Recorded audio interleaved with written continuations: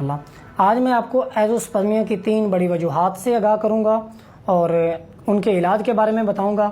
ख़ास तौर पे ये वीडियो हुक्मा हज़रात के लिए और मेरे स्टूडेंट्स के लिए और पब्लिक के लिए भी है कि वो अपने एज़ोस्पर्मिया को समझ सकें और एज़ोस्पर्मिया के इलाज के उसूल को समझ सकें ताकि वो एज़ोस्पर्मिया का इलाज करवाने में कामयाब हो सकें। तो ये बात जिसकी तबलीग की जाती है कि एज़ोस्पर्मिया का इलाज है ही नहीं, एज़ोस्पर्मिया नील स्पर्म अब ज़ीरो स्पर्म हो गए, जिसको पंजाबी में कहते हैं कि जरासीम बिल्कुल ख़त्म हो गए, अब इसका इलाज नहीं करवा सकते। तो ऐसी बात बिल्कुल भी नहीं है। जो बीमारी अल्लाह ताला ने उतारी है उसका इलाज भी उतारा है। तो बिला मौजू को जो है वो लंबा किया, हम मौजू का आगाज़ करते हैं। पहली बात, जो पहली मेन बड़ी वजह है वो है पस सेल्स। पस सेल्स से मुराद ये होता है कि मनी के अंदर एसिडिटी बढ़ गई है, यानी कि मनी की तजाबियत बढ़ गई है, जिसकी वजह से स्पर्म अंदर पीछे बिल्कुल ठीक होते हैं। जैसे बंदा डिस्चार्ज होता है तो उसके जो स्पर्म होते हैं वो ज़ीरो हो जाते हैं, यानी कि नाली के अंदर या पीछे जो है वो यूरिनरी ट्रैक इन्फेक्शन के यूरिनरी ट्रैक सिस्टम में एक इन्फेक्शन हो जाता है, या कि वो स्पर्म डक्ट के अंदर किसी तरह को कोई इन्फेक्शन आ जाता है। इस तरह की नंबर ऑफ़ रीज़न्स होती हैं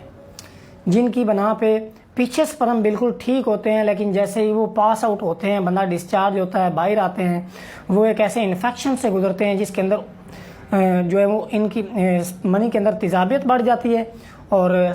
सेमन एनालिसिस करते करते या कि स्पर्म इससे पहले कि वो एग तक पहुँचे जो है वो बिल्कुल किल हो चुका होता है, ख़त्म हो चुका होता है, उसकी तेजाबियत इस हद तक बढ़ चुकी होती है। अगर वो पहुँच भी जाए तो वो जाके एग को डिसेबल कर देता है, जिसकी वजह से औलाद नहीं होती। तो इस सूरत में अगर पस सेल्स हैं तो पस सेल्स का इलाज करना चाहिए और साथ में इन्फेक्शन की मेडिसिन देनी चाहिए। तो ये ज़्यादातर जो होता है ये यूटीआई यूरिनरी ट्रैक इन्फेक्शन की वजह से होता है, जिसका सबब जो है वो ओवर सेक्स बन सकता है,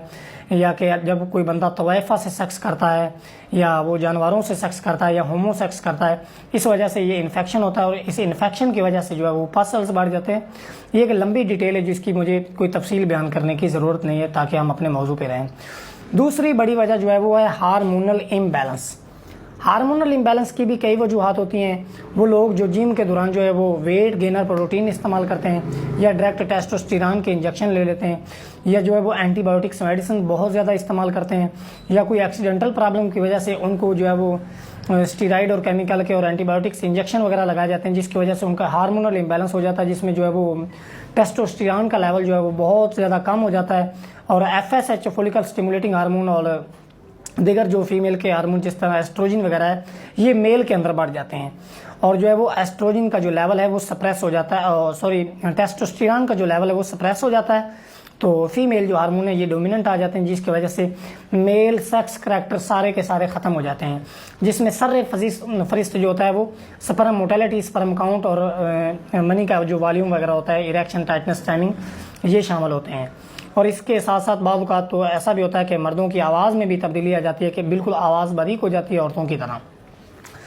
तो तीसरी मेन बड़ी वजह इसका इलाज पहले मैं आपको बता दूं। इसके इलाज में सबसे पहले मरीज़ से ये तहकीक की जाए, पूछा जाए कि आया कि उसका जो हार्मोनल इम्बैलेंस हुआ है उसकी वजह क्या है। उसके मुताबिक उसको जो है वो नेचुरल आप कोई भी चीज़ देंगे जो उस चीज़ को रिकवर करे, उसका एज़ोस्पर्मिया जो है वो कवर हो जाएगा। तीसरी बड़ी जो सबसे बड़ी वजह है एज़ोस्पर्मिया की इस दौर में वो है वेरिकोसील और हाइड्रोसील। वेरिकोसील और हाइड्रोसील ये बेसिकली एक दूसरे से मिलती जुलती टेस्टिकल की बीमारियां, जिसमें होता है ये कि सक्रोटम, वो थैली, वो बैग जो टेस्टिकल को होल्ड करती है, पकड़ती है, वो नीचे लटक जाती है। टेस्टिकल का शेप एंड साइज जो है वो बिल्कुल चेंज हो जाता है और टेस्टिकल के ऊपर जो है वो स्वेलिंग आ जाती है, सोजन आ जाती है और वेन्स जो होती हैं वो बाहर नजर आना शुरू हो जाती हैं। ज़र्रा सा भी हाथ भी अगर लगे तो टेस्टिकल के अंदर शदीद तकलीफ होती है। तो इस सूरत में होता है कि टेस्टिकल के अंदर जो सेमिनेफरस ट्यूब्यूल्स होती हैं उनका इंटरनल डायमीटर कम हो जाता है। इंटरनल डायमीटर कम होने की वजह से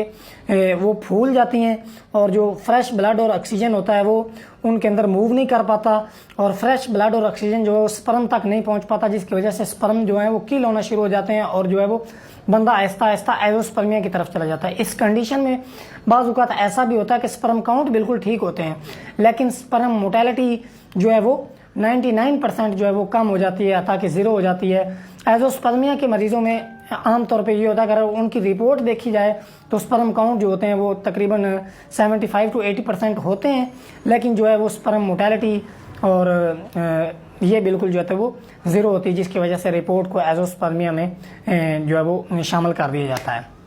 तो इस सूरत में सिर्फ जो है वो वेरिकोसील और हाइड्रोसील का इलाज किया जाए, जिसमें आप जो है वो कोई भी ऐसी मेडिसिन जो उनके ब्लड क्लॉटिंग को रिकवर करे, जो इनके इन्फेक्शन को रिकवर करे, या कोई कामयाब तरीन। और एक और बात कि वेरिकोसील के लिए आपको सर्जरी की तरफ रुख नहीं करना चाहिए, क्योंकि इसका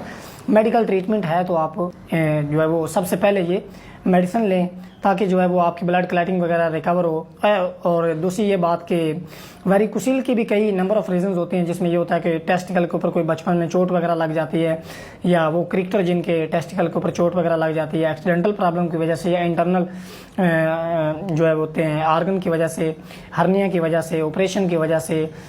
वो जो है एक्सरे की वजह से जो टेस्टिकल का हम करवाते हैं उस वजह से कई नंबर ऑफ रीजंस होते हैं जिसकी वजह से ब्लड क्लॉटिंग हो जाती है, टेस्टिकल लटक जाते हैं, ऊपर स्वेलिंग आ जाती है।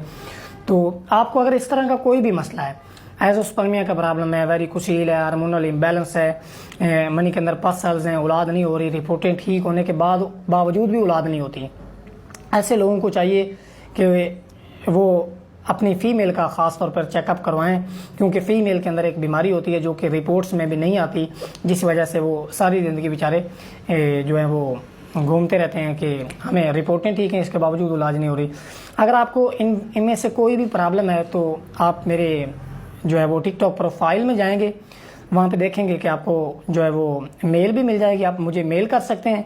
इसके अलावा कमेंट कर सकते हैं। इसके अलावा वहाँ पे मैंने प्रोफाइल आईडी में जो है वो कॉल बटन लगाया हुआ है, आप मुझे कॉल कर सकते हैं, मैसेज कर सकते हैं। अगर एक बार कॉल ना हो, आपने 2-3 बार ट्राई करनी, इंशाल्लाह आपकी कॉल जो है वो लग जाएगी। आप मशवरा कर सकते हैं, इलाज ले सकते हैं, इंशाल्लाह अल्लाह की मेहरबानी से आपके इन तमाम